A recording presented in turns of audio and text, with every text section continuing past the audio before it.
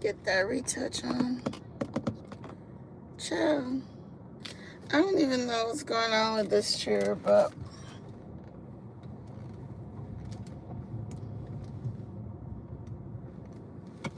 I just dropped my kid off. Ugh.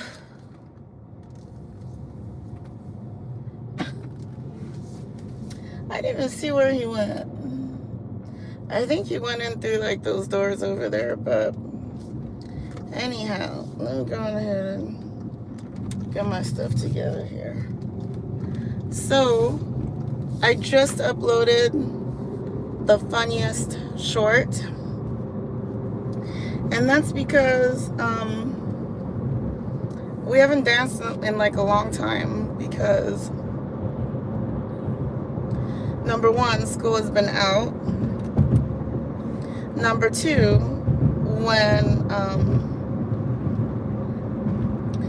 school was not out, like in spring, there was, I don't even know, honestly. I don't even remember. I think like there were obstructions or something. I don't know, in the driveway. Anyway, there's a lot going on, as usual, right? So today I have to like really get on decluttering as much as possible, because we are having our attorneys and whoever the people come through. So that's exciting. That's happening that's happening this week. And then I have a dentist appointment. Listen, I didn't start having cavities until I was like 20, I want to say 24. I was already in this country, okay? So it's the foods here. It really is. It's the foods here. And because I can say for a fact that when I was not living in the United States of America, my habits were the same as they are with brushing teeth and things like that. And I had no cavities. And then I got older, and I guess maybe starting to like drink like coffee. I don't even know. I don't know what happened. But here we are. So I have to go to the dentist next week. And then apparently there's an issue. So when I floss on the bottom left side, I'm really just going into detail here, telling you all my damn business, but there's something that, like, I don't know, it feels like there's something stuck, and there isn't any food or anything like that. And so what they said was a filling that I had when I was like 24 split, right? It split, and so it's exposing, not nerve, thank God, but it's something about like stuff leaked in, and then now there's a cavity that's starting to emerge around the filling. And I'm like, this sounds like a nightmare. Thank God I have no pain, but that's going to be taken care of on sometime this week, or maybe it's next week. I don't know, guys. But I'm not looking forward to that. I was gonna say I'm looking forward to it, but I'm not looking forward to that. That's a lie. I'm lying because I'm trying to be positive. I'm not looking forward to that at all. I'm gonna need the gas.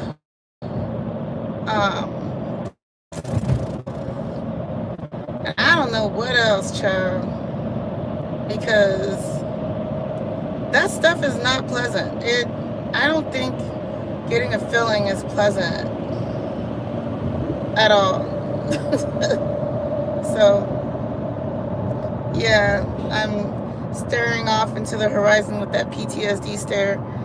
And then what else we got going on this week? So I talked about the attorneys. I talked about my teeth. my kids. So kids. So everything's going well with school. So I'm going home now. So it's going to be ninth grade and then fifth grade. And they're keeping up. Things are going okay. There's technology class today for the fifth grader. And so what he has to do is type words per minute and then submit like how fast he was. And the grade, thank God, is not based on how fast he actually was. The grade is based on how did he complete it, the activity. So I thank God for that, because what the hell, Yante? You know, reception starts getting spotty around here, guys. So I apologize. And what happens is on the replay, a lot of it gets cut off, gets dropped off. So if you can see it while you're live, then enjoy. And then for ninth grade, got him a geometry kit because he's in geometry. He took algebra in 8th grade, so he's in geometry right now in 9th grade. This is the kid that skipped a grade. He skipped ahead because I don't know if I told this story. So we were in the St. Anthony New Brighton School District, and because that's where we live. We live in St. Anthony Village. And oh, hi, Obihita. And then so what happened was, I really was invested in the school district because I heard that it's a great school district, it's a great school. And so when I was going through my my custody battle, we decided to pick the city and pick the school. And my mom was here, like, and I'll tell you why she came here. I was like, that's a story for another day. So anyhow, kindergarten, preschool was all right. What they do there is they separate the kids that are private pay from the kids that are on public assistance. So that's what they say they do. The woman who ran it, Wendy Webster, she's currently the mayor of St. Anthony. And so what I recall from that is segregation. And the justification was that kids that they get public service or assistance, they get like daycare assistance from the state or something. So kids who pay that way are in a separate classroom in St. Anthony from the kids who pay out of pocket. That was my understanding. And so at the time, I was going through a divorce. And so I had moved back, like I was getting established and everything like that. And I remember Wendy like physically removing me from the wrong preschool room with my kid. She goes, "No, you're over there." And I'm like, okay, listen. Wealth, poverty, whatever, being shamed about being broke is not something that affects me. Because like I said, you know what I mean? Like, I was raised, I come from wealth, but I myself do not have wealth, you know? But I know that I have some advantages, and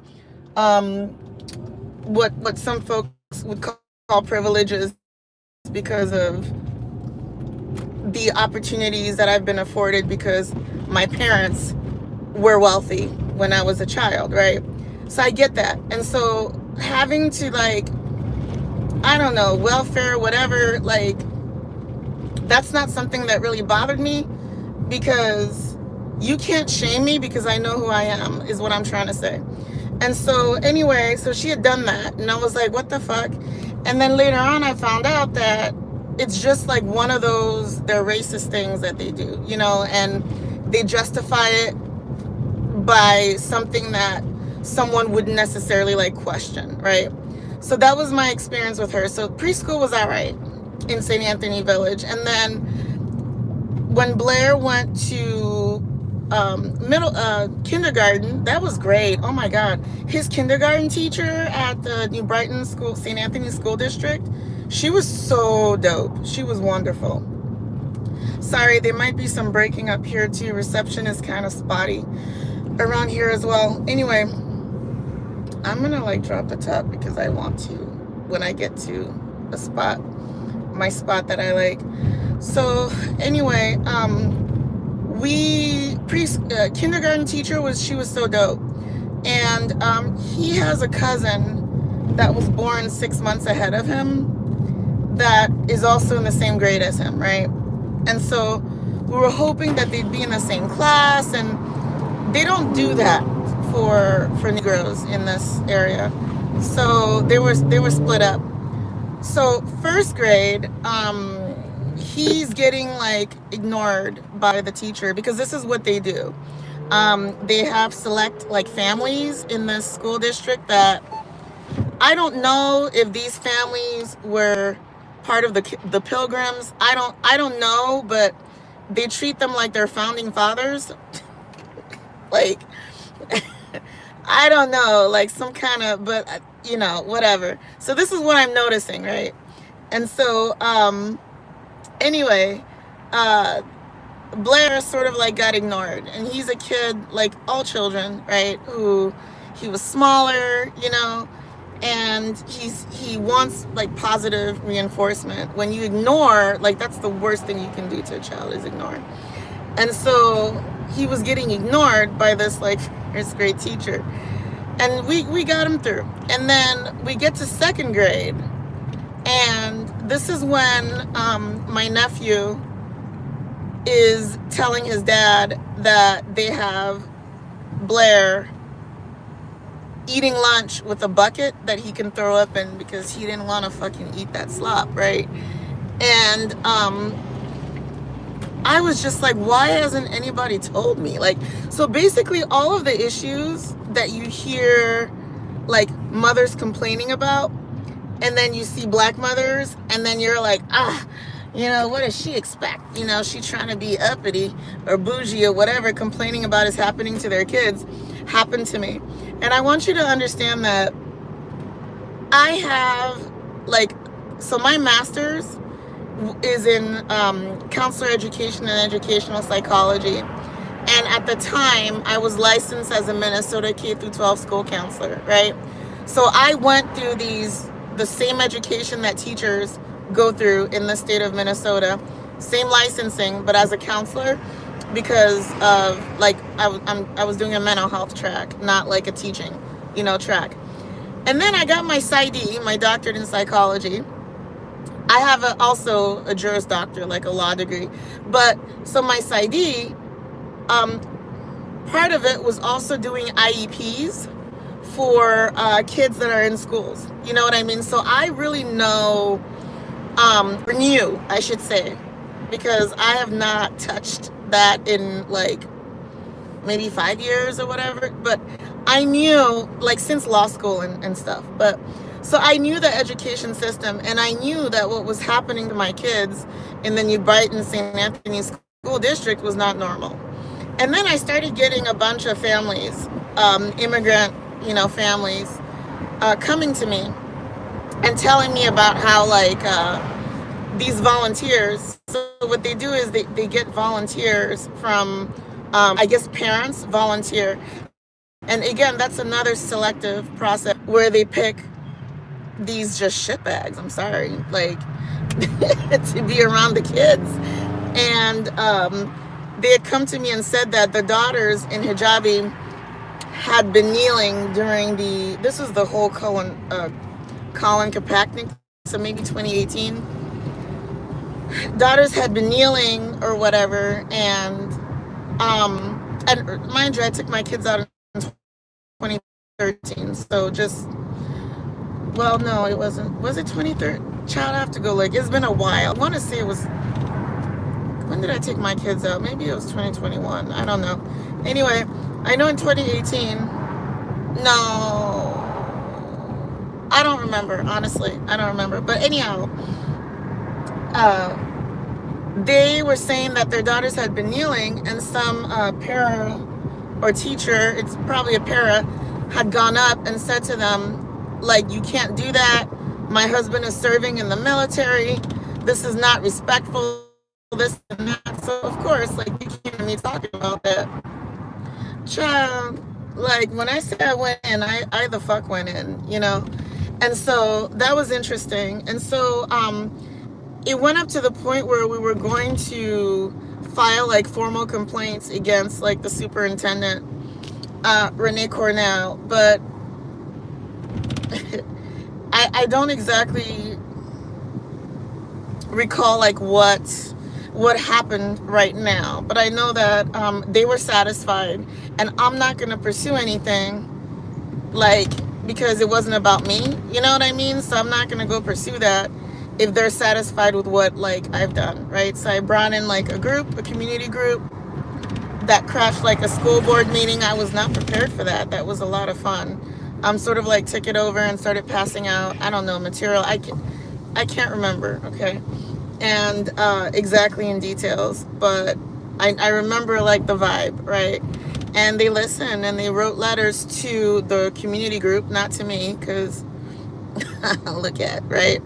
They don't even want to call me doctor, okay? Like, they're not going to write me no fucking letters, but they wrote to the community group, the school board did, of St. Anthony Brighton, and apologized and whatever. So that was satisfactory, and I wasn't going to pursue anything against the superintendent or anyone like that because it'd been addressed. And so, yeah, so I did remove my kid, and there was like an investigation by the Department of Education that found some things that were valid in my complaint as to what they had done and how they treated like my kids, specifically with the whole shit about like having him go to the nurse's office. Like, it was just crazy. Let me just back up. Ooh.